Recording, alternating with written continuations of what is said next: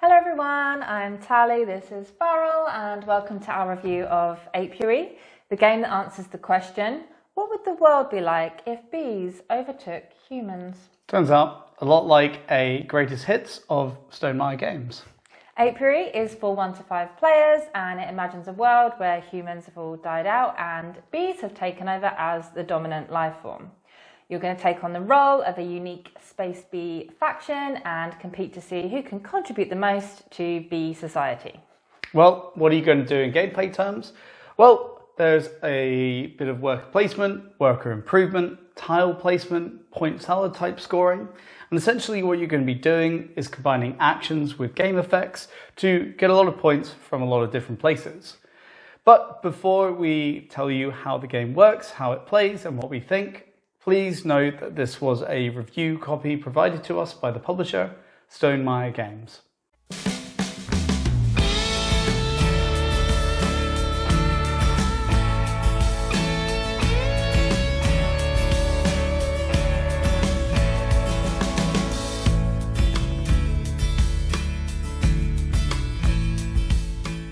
To begin with, you'll take a unique player mat and a unique faction tile. The faction tile will tell you how many workers you start with between levels 1 and 4. Generally, the higher the level, the stronger the action that worker can take, with level 4 workers often being able to do totally unique level 4 only actions. However, once they've been used, the level 4 workers need to hibernate, so they'll be lost to the hibernation comb. There are 6 actions. You have Explore, Advance, Grow, Carve, Convert, and Research. Now, Explore, this lets you move the Queen ship around the universe and discover new planets or travel to explored planets. This will, in both cases, provide resources, but if you're the first to discover a planet, you get a little bonus. With Advance, this lets you pick up tiles, and these go in your hive. You can get farms, recruits, or developments. Farms will give you resources and also allow you to store resources. Recruits will give you an ongoing effect, which will trigger whenever it says it triggers, and you'll get something. Developments are one-time special powers that activate when you buy that tile.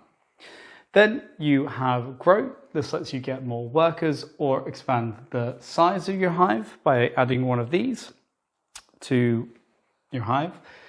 Then you've also got Convert. Does what it says on the tin, allows you to convert resources. You've got Research, which gives you these seed cards, and these can be used either for their kind of one-time action, which is on the top of the card, or they can be planted on your hive for endgame scoring goals, or sometimes just cold hard points. Finally, you have Carve, and these are tiles which kind of act like the other ones, except they're endgame scoring tiles and very expensive with in-game currency to get. Turns are pretty simple because you can either place a worker or retrieve all of your workers from the board. Worker placement spaces are never blocked, but if one is filled when you want to use it, that worker will get bumped. Sometimes it will simply bump to the next empty space on that action and become part of the action, or it will get returned to its owner. When you do the retrieve action, all of your workers from the board come back to you, they shift up a level, and each retrieved worker allows you to activate a farm on your player map, which allows you to produce resources. When a worker comes back to you via a bumping action, it can either go to your active pool, and it will go up in worker level, or you can put it in your landing zone, and it will get retrieved next time you do the retrieve action, allowing you therefore to activate another farm. So Apiary is a balance between improving your worker levels to make them more efficient, gathering resources so that you can trade those resources for tiles, which will allow you to get more resources and more actions, gathering points, setting yourself up for endgame scoring via carvings and seed cards, and hibernating your workers. The hibernation is a little area control game, with the player having the most hibernated workers in each sector getting some points. The game will end when one player has hibernated 7 workers, or there are no more hibernation spots to be taken. You'll score up for some more things at the end of the game, which you'll get obviously on top of the points that you score during the game, and the player with the most points wins, unsurprisingly. As we said in the beginning, this is like Stonemaier the greatest hits in terms of mechanisms. You've got the unique factions and player mats, as you do in Tapestry, which push you to play differently each time. You've got the variable number of workers and the worker bumping that you get in Euphoria. And you've got Tableau, although in this case tile Tableau, like Wingspan, where you're building a bunch of things to combo them together to get a lot of points from a lot of different areas. There's also a few other little bits and pieces which will feel familiar if you've played a lot of Stonemaier games, which we won't go into here. Now, what's interesting is this is actually a game from a new designer. I don't believe they have a previously published game. And it's really not a surprise why Stonemaier took this, and it's a really great fit. The first thing we'd like to mention is the game length. Apiary is particularly snappy and punchy. The turns are quick, the game flies by, and it's a real roller coaster ride at times. Because of how the game ends, there is somewhat of a race element, and the tension is really ramped up towards the end when the hibernation comb is nearly full, because the end is player triggered. In terms of complexity, we think Apiary is moderate and at the lower end of that. And it's really rare to find a game that provides this much crunch with this quick of a playtime, which was about 60 minutes or less for a 2-player game. Now, we could say that it's a little too short at times. I know we definitely both felt like it could do with maybe a couple of extra hibernations, because it does sometimes come to a crashing halt. And you could argue that maybe this is getting to grips with the game, and the more plays you have, the more you find you can do within the time. Although I will say we haven't had a notable experience of that in the plays we've had, which we've seen in different games where this is the case. And I'd also argue that how well you can do and how much you can do in Apiary is probably a little bit more down to luck of the draw, because you have these factions which play differently. And you can very much luck into the right tile being in the market for you, or drawing the right seed card, and not necessarily even playing into the factions, but how you're working, how you're trying to score, what combos you have. And because you're kind of getting these at random, it can really have a boost what comes out. Next up, the worker mechanisms. The balance between your workers getting stronger, but then also closer to hibernation, is a really tricky one to navigate. Makes you consider your worker placement just that little bit more, because do you really want to send a level 3 worker there when a level 1 would have the same effect? Also, you can only use each level 4 worker once before they have to go into hibernation. So with many of the special actions being able to be taken by a level 4 worker only, you won't have much chance to place them before the game ends. It creates a lot of interesting decisions, tension, and strategizing, which we really enjoyed. This also extends to the simple action of placing a worker, because you may be bumping an opponent's worker, which means they're going to get that back straight away, and even stronger, ready to use on their next turn. So that's something you have to be considerate of when you're placing your workers out. It makes the game a little bit more interactive, because you don't want to be giving a player a level 4 worker right when the balance in the hibernation comb of who's winning the area majority is equal. And similarly, when you get bumped, you're also given a really tough decision to make, because you could do the same thing, get the worker back, have it ready to take a turn and more powerful, but getting a worker back that way doesn't allow you to activate farms. These are a great way to get resources, or sometimes even a core part of your strategy.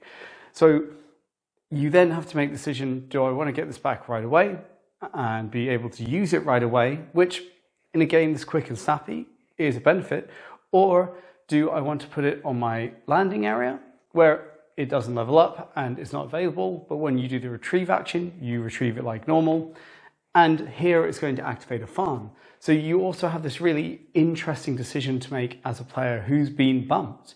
And this is just going to show how much of Apiary has these lovely, crunchy, but streamlined decisions. It's really a compact game, nothing is wasted or superfluous, but what's really impressive is the amount of variability still contained in the box. There are 20 unique factions to play as, each of which will maybe alter one of the rules, give you a special ability, or perhaps even a unique way to score.